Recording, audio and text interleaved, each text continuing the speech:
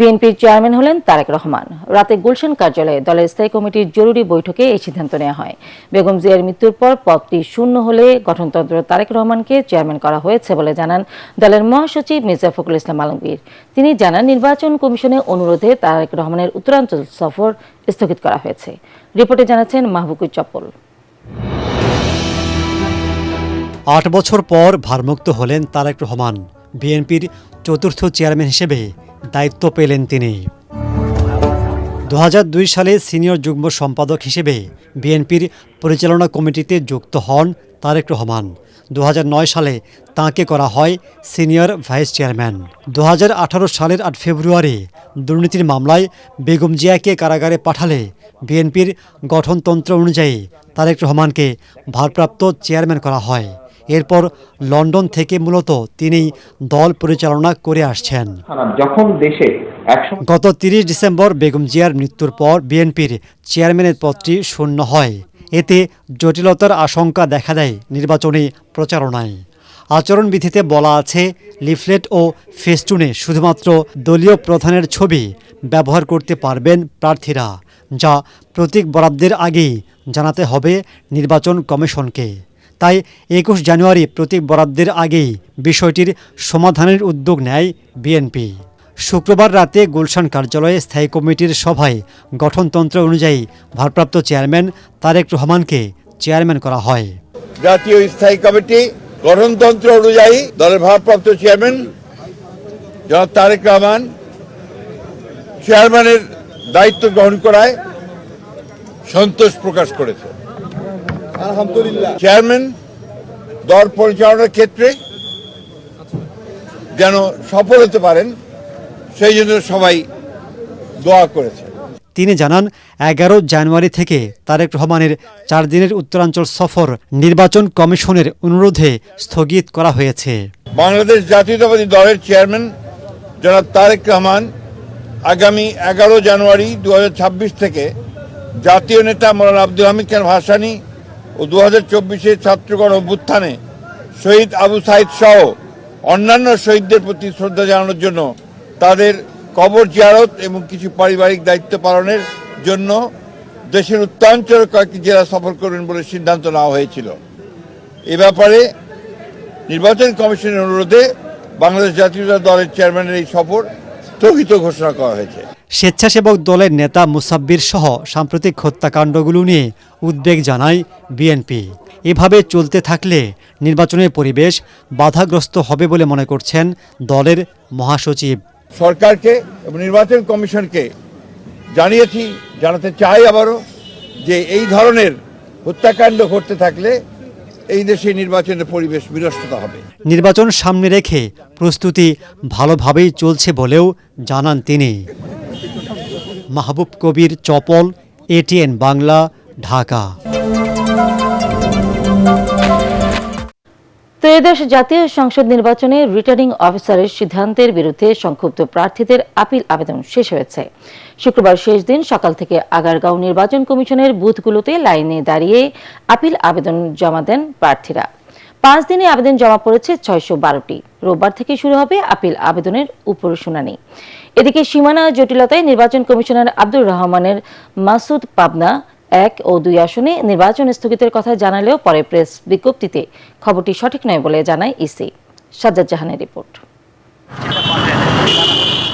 শুধু প্রার্থীতা ফিরে পেতে নয়, প্রতিদ্বন্দ্বী অনেক প্রার্থীর মনোনয়ন বাতিল চেয়েও আপিল আবেদন হয়েছে নির্বাচন কমিশনে। শুক্রবার শেষ দিন দীর্ঘ লাইনে দাঁড়িয়ে আপিলের নথিপত্র জমা দেন প্রার্থীরা।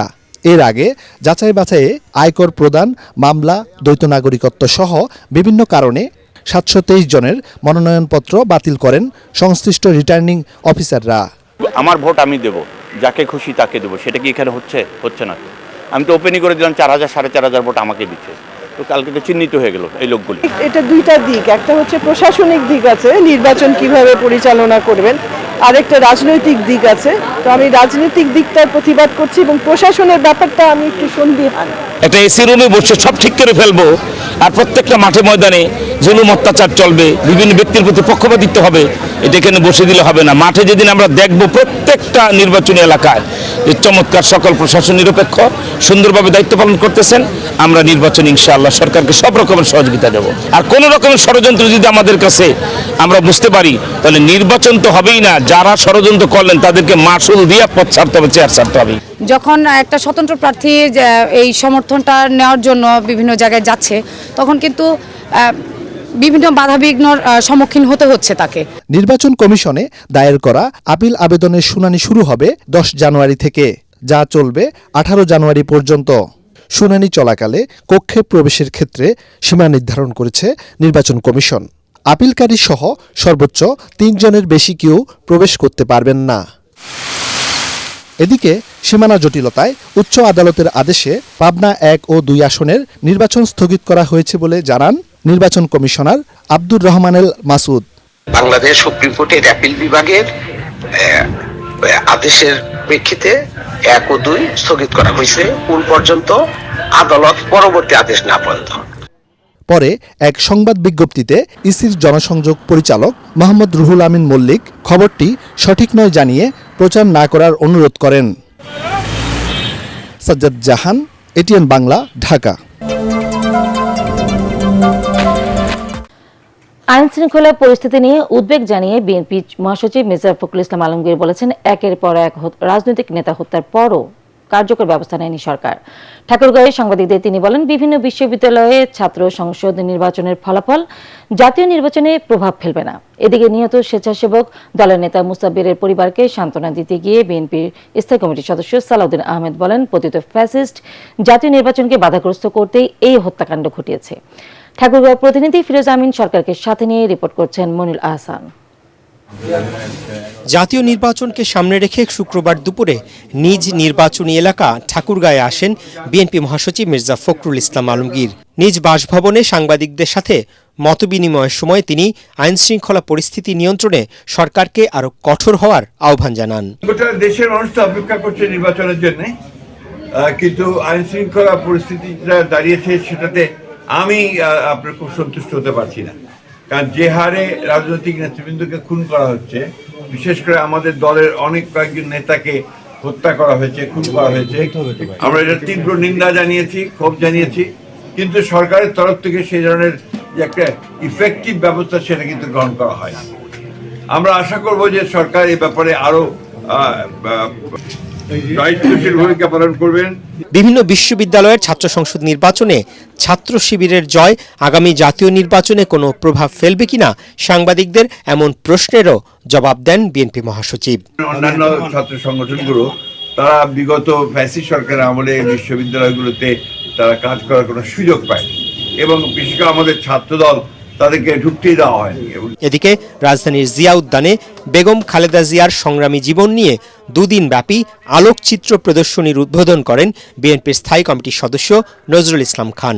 এ সময় তিনি বলেন, জাতীয় নির্বাচন নিয়ে এখনো ষড়যন্ত্র থেমে নেই। সরকারকে আহ্বান জানিয়েছে এবং আবার আহ্বান জানাবো যে তারা যেন অত্যন্ত সক্রিয় হয় এবং কৌশলী হয়। মনে রাখতে হবে আর কি যে যারা নির্বাচনটা এই সময় হোক চায় না, কিংবা যারা নির্বাচনের মাধ্যমে দেশে গণতন্ত্র উত্তরণ ঘটুক এটা চায় না, কিংবা যারা বাংলাদেশেরই একটা স্থিতিশীলতার বিপক্ষে, তারা তো সবাই চেষ্টা করবেই তারা আর কি যে নানান রকমের ঘটনা ঘটিয়ে একটা অস্থিতিশীল অবস্থার সৃষ্টি করা। অন্যদিকে সন্ত্রাসীদের গুলিতে নিহত স্বেচ্ছাসেবক দলের নেতা আজিজুর রহমান মুসাব্বিরের পরিবারকে সান্ত্বনা দিতে তাদের রাজাবাজারের বাসায় যান বিএনপির স্থায়ী কমিটির সদস্য সালাউদ্দিন আহমদ। খুনিদের অবিলম্বে আইনের আওতায় আনার দাবি জানান তিনি। আমার মনে হয় এই জাতীয় কিছু ঘটনাগুলির মধ্য দিয়ে পতিত স্বৈরাচারী ফ্যাসিবাদী শক্তি এবং অগণতান্ত্রিক শক্তি হয়তো নির্বাচনকে কণ্ঠকাঠিন্য করতে চায়, যেটা সফল হবে না। সালাউদ্দিন আহমদ জানান, দলের ভারপ্রাপ্ত চেয়ারম্যান নিহত স্বেচ্ছাসেবক দলের নেতার পরিবারের দায়িত্ব নিয়েছেন। মইনুল আহসান, এটিএন বাংলা, ঢাকা।